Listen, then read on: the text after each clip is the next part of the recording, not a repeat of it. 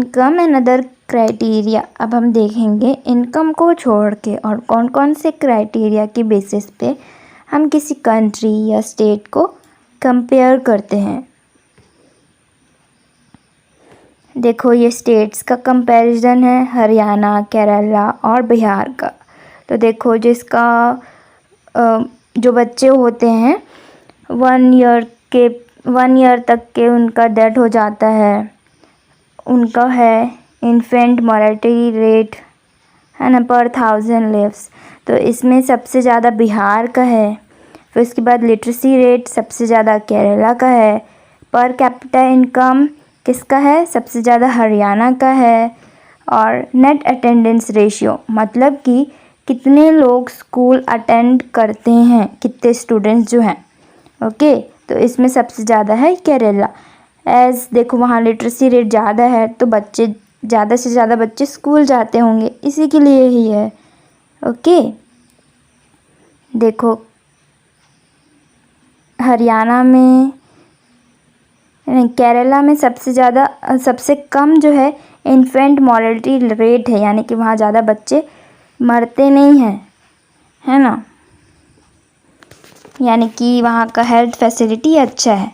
देखो ये अभी मैं बताई net attendance ratio, the total number of children of age group 14 and 15 years attending schools as a percentage of total number of children in the same age group। 14 से 15 years की जो भी है अटेंडिंग स्कूल, जो school attend करते हैं उसका percentage, उसको हम लोग नेट अटेंडेंस रेशियो बोलते हैं। अब इस टेबल को देखो, the last column of table 1.4 shows around half of the children age 14 to 15 in the Bihar are not attending school beyond class 8। ऐसा क्यों होता है? क्योंकि कहीं कहीं पर जो भी हेल्थ फैसिलिटीज़ है, आई मीन जो भी हाइजीनिक उनका जो भी टॉयलेट या वॉशरूम रहता है स्कूल्स का, वो अच्छा नहीं होता है। तो बहुत सारे जो गर्ल्स होते हैं वो स्कूल जाना ही छोड़ देते हैं। Infant mortality rate indicates the number of children that die before the age of 1 year, यानी कि ऐसे बच्चे जिनकी डेथ हो जाती है 1 ईयर से पहले ही, ओके। उन लोग बॉर्न होते हैं, यानी कि पैदा तो होते हैं पर 1 साल के अंदर। चलिए अब इस टेबल को देखते हैं हम। देखो इसमें इन्फेंट मोर्टेलिटी रेट बताया गया है, जिसमें सबसे कम केरला का है, मतलब कि वहाँ का जो भी हेल्थ केयर है वो बहुत अच्छा है, ओके। और सबसे ज़्यादा बिहार का है, यानी कि वहाँ पर जो भी हेल्थ केयर यानी कि हॉस्पिटल्स ये सब उतने अच्छे नहीं हैं। All the data given in the past few slides shows us that just per capita income is not a useful measure to determine development of a region। यानी कि अभी हम लोग जितने भी चीज़ें देखे हैं उसके हिसाब से हम लोग डेवलपमेंट को डिटरमाइन नहीं कर सकते, सिर्फ इनकम के बेसिस पे नहीं कर सकते। कुछ और भी इम्पॉर्टेंट चीज़ें होती हैं, उन पे भी हमें फोकस करना पड़ता है। जैसे कि हमने देखा था मटेरियलिस्टिक गोल और नॉन मटेरियलिस्टिक गोल्स, वैसे ही इसमें भी दोनों बहुत सारी चीज़ें हैं, वो सब हैंड टू हैंड जाना चाहिए। सिर्फ इनकम से ही हमें कुछ भी पता नहीं चलेगा, बाकी भी होती हैं जैसे कि literacy rate, okay, sex ratio, ये सब को भी कंपेयर करना पड़ता है। Thus in assessing development of any state और nation all other factors should be given equal importance, यानी बाकी जो फैक्टर्स होते हैं उनको भी इक्वली इम्पोर्टेंस मिलना चाहिए, सिर्फ इनकम को ही ऐसा नहीं है, ओके। लिटरेसी रेट भी इम्पॉर्टेंट होता है, हेल्थ केयर उस कंट्री का भी अच्छा होना चाहिए, जो भी फैसिलिटीज़ होती हैं, जो पब्लिक फैसिलिटीज़ होती हैं वो भी अच्छा होना चाहिए, तभी वो कंट्री आगे डेवलप करेगी, ओके। एजुकेशन और हेल्थ तो बहुत इम्पॉर्टेंट है। अब देखते हैं हम पब्लिक फैसिलिटीज़ क्या क्या होती हैं। पब्लिक फैसिलिटीज़ जो हमें गवर्नमेंट प्रोवाइड करती है। Public facilities are those basic facilities which are provided to all citizens by the government for their well-being and overall development, such as education, health, security, transport, food, etc. Public facilities वो basic facilities होते हैं जो सारे citizens को government provide करते हैं। क्यों? ताकि जो भी कंट्री का डेवलपमेंट है वो अच्छे से हो सके। ओके, क्योंकि पब्लिक फैसिलिटीज़ इम्पॉर्टेंट तो होती ही हैं, क्योंकि बहुत सारे गरीब लोग भी होते हैं हमारे कंट्री में, जिन लोग छोटे से छोटे उन लोग को जो खाना रहता है वो भी अफोर्ड नहीं कर पाते, तो उन्हें गवर्नमेंट देती है। Why do we need public facilities? आखिर हमें ये पब्लिक फैसिलिटीज़ क्यों चाहिए? हम क्या अपने पैसों से कुछ भी चीज़ अफोर्ड नहीं कर सकते?